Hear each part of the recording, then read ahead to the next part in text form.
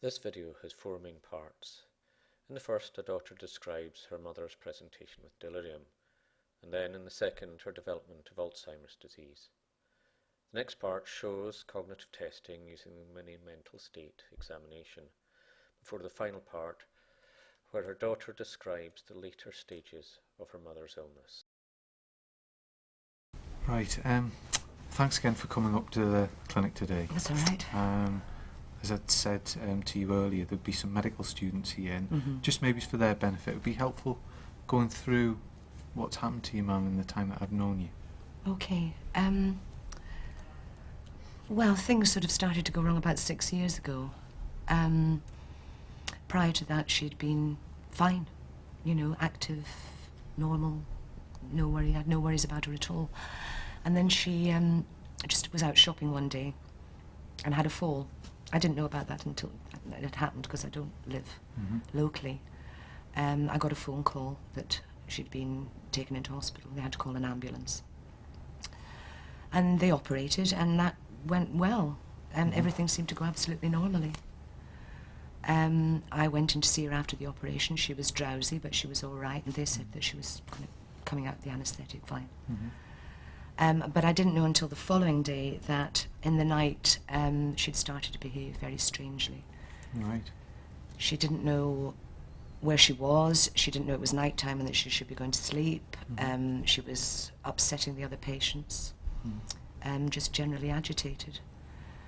I think quite bothersome from what they said. She had actually to be moved out of the ward. All right. But the next day, they sedated her. And when she came to the next day, she remembered where she was. She remembered she'd had the fall, recognised me without any problem, although the night before she had been getting confused as to who she was looking at and who she was talking to. And fine, she was discharged. She was on antibiotics for a little bit. I think she had some sort of urine infection, but she was discharged and went home, and everything seemed to be all right. Okay. So, after your mother went home, what happened after that? Well, things carried on pretty much as normal, and well, as far as I was concerned. I live in Edinburgh, so I speak to her regularly on the phone. Yeah. And I had a visit probably about 4 months after she came out of hospital. Her leg had healed. She was managing pretty well, and it was just a short visit. It went very well. And then a couple of months later, I went again, and it soon became quite clear that she couldn't remember my previous visit. Right. She was struggling to remember family names. I have 2 sons. She couldn't remember their names. But it was nothing too troubling, really, because, well, old people forget, and there had been times in the past when she'd forgotten things, so I didn't really give it too much thought.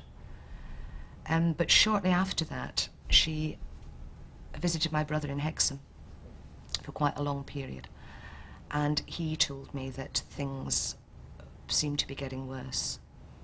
She didn't recognise his wife. She just kept forgetting which room she was in the house. All through the visit, she sort of kept her daughter-in-law at a distance. That never changed. She didn't seem to become familiar with her. The date that she was going to go home had been fixed again. She didn't remember that, and he was concerned, and he phoned me up about it. I spoke to her on the phone when she got back, and again she seemed to be all right. Perhaps we should have taken it more seriously, but we just put it down to ageing, I suppose. Right. So Edith, that was about the... I'm trying to remember when I first got involved in the care of your mother. That was a little while after that.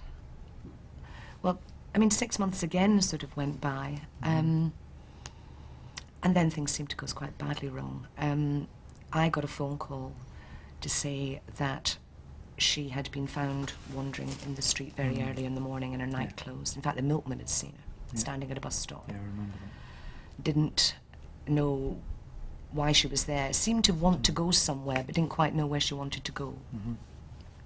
The police were called, and they managed to, I don't know how, find out that, where she lived. She has a very good neighbour who's always been extremely helpful. And she called her GP, and she called me. And I got down as quickly as I could. I just got in the car and drove down. The GP hadn't really been there very long, to be honest. It only took me a couple of hours to get there, and it took him an hour or so to get to my mother's. And he gave her certain tests, sort of just asking her questions about her understanding of things, all sorts of things. And he was worried. He felt that things needed to be sorted out. So we had a visit from the consultant in old age psychiatry. Yeah, I think that was one of my colleagues who That's was right. covering for me at the time. And he came to the house and again asked her all sorts of tests, questions. I had a look round the house, and I think I was a bit shocked to find that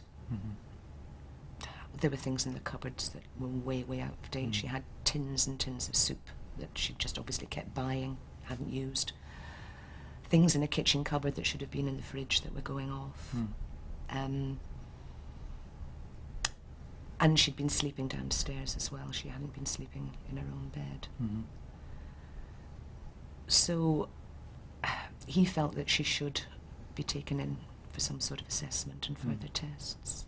That's when she came up to the day hospital. Day hospital, And that's right. I saw her at the day hospital and repeated the test that previous That's consultant right. had done, Yeah. and found That's right. very similar findings. Yeah. I think she had scanned, if I remember. Yes. And she also had some blood tests. Yeah. My brother came. Yes. That's what happened next. My brother came, and we were involved in the case conference. Can you remember much about that? I remember what they told me. How did you feel when we sat down and told you? Well, devastated, quite frankly. I mean, I was aware things were going wrong, but it wasn't what I wanted to hear. The damage that I suppose, that's how I would put it, that it was happening, was explained to us. Till we were told, it wasn't going to get better, and that basically she had Alzheimer's disease. And then we had to explain to your mother the diagnosis as well. I remember that quite vividly. Yeah, I wasn't sure if that was a good idea or not. Still don't really. But people were very good. I mean, everything sort of kicked in then. They told us this kind of care that she would get. And there was that's right, they decided it would be better if we got, I think it's called power of attorney, to start taking over her financial affairs. Yeah. And that was really what happened at that meeting. Okay, so Mary, I'd said that some of the tests that we're going to do today when you came up to the day hospital were going to be similar to what Dr. Fitzpatrick did when he came out to see you. Oh, right. Yes, okay. Okay. So the test that I'm going to do is a standard test. All right. Some of the questions you might find a bit easy. Some of them you might find a little bit difficult. All right. Now, I'm not trying to be funny or patronise when I ask any of these questions. They're just standard ones. All right. Okay. Okay. So is that okay? Yeah. Right. Okay. So just to start off in, what year are we in? 1998. Right. Okay. And what season is this? Winter. And what month are we in? September. Right. And what's today's date? I can't think. Okay. What day of the week is it today? Friday. Right. And what country are we in? England. And what county are we in? Tyne and Wear. And what city are we in? Newcastle. Right. And what's the name of this place? I don't know. Right. Okay. Do you know which floor we're on? Floor. No. Okay. Right. Now I'm going to name 3 objects, and what I'd like you to do is repeat them back to me and then try to remember them. Okay? Say them back to you. Yeah, and then try to remember them as well. Okay? Right. So the 3 objects are apple, table, and penny. Apple, table, penny. Okay? Now, the next thing I'd like you to do is to see if you can spell the word world for me, but backwards. D O W. Okay, okay. Another thing that I'm going to ask you to do is, could you take 7 away from 100 and keep taking 7 away until I tell you to stop? 7 from 100. That's 96. 8. 97. 86. Right. 70. Okay, Mary, that's fine. All right. Right. Can you remember the names of those 3 objects that I'd asked you earlier? Was one cabbage? Right. Ball. Right. Carrot. Right. Okay. Now, do you know what this is? Pen. And you know what that is, don't you?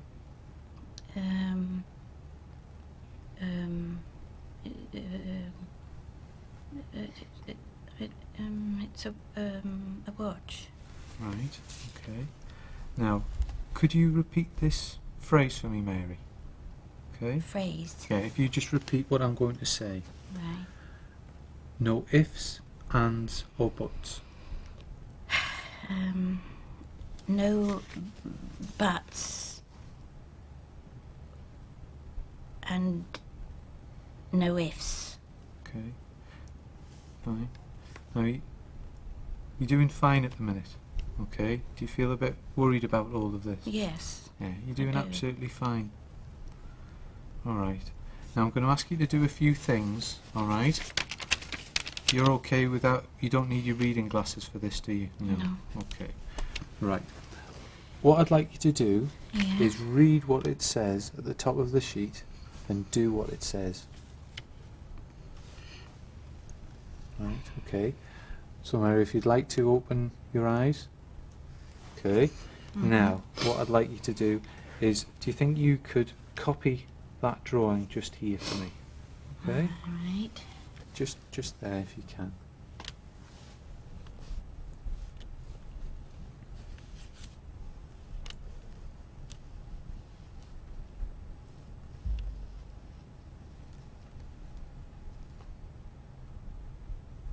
Okay. And if you would like to write a sentence for me, just here. A sentence. Yes. It can be anything.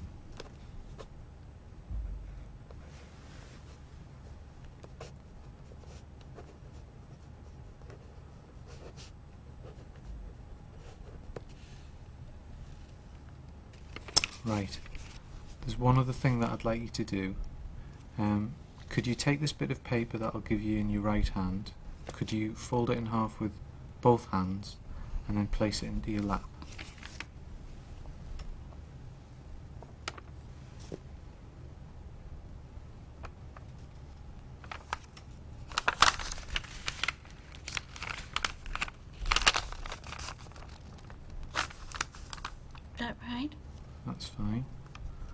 Now, I know that you found some of that a bit difficult, but you did really well. Oh, Okay? right. You okay? Yeah. Right. Thank you. So after we'd had the case conference and we'd discussed the diagnosis, and Mhm. I think then we got the Alzheimer's Society involved as well, Yeah, about some more information about the actual diagnosis and the effect it would have on the family that's right. and also on your mother. I found that quite useful, actually. Yeah. After that, I think we asked for one of the OTs to get involved. Yeah. Yeah, she came and just basically asked my mother, to do a couple of things. Asked her to make a cup of tea, walk upstairs, that kind of thing. And she checked up on just how well she was looking after Yeah. herself. And there was a psychiatric nurse too, I think, came and just gave her again a few more sort of tests. Mm-hmm. And it was as a result of that that people just, sort of took over, really, started coming in on a daily basis to make sure everything was all right. She was coping, doing the things that she couldn't manage. And it was going quite well. She wasn't getting any better, but things weren't too bad. That went on for quite some time, and then she was given respite care. She was away for a little while. That was a bit of a relief for everybody in a way. But when she came out and I went to see her, I was very unhappy about her being on her own at all, if you know what I mean, because obviously when there's people coming in and out regularly, I can remember that because I think it was about then that we'd started the medication. that's right, the donepezil, is that Yes. right? Yeah, that was just after the visit of the occupational therapist. And that did help. And she was a bit sick with it, I think, at first, but it did make a difference. And I think that allowed her to carry on a bit longer. But as I say, after she came out respite care, I just felt there was no way she should be left on her own at any time at all. And I did discuss it with her, which was very difficult. And other people, and between us we agreed that she should probably go into residential care. She didn't want to go, but I think she deep down knew it was for the best. Yeah, I think that was discussed with the whole multidisciplinary team at that point, That's right. as far as I can remember. Yeah.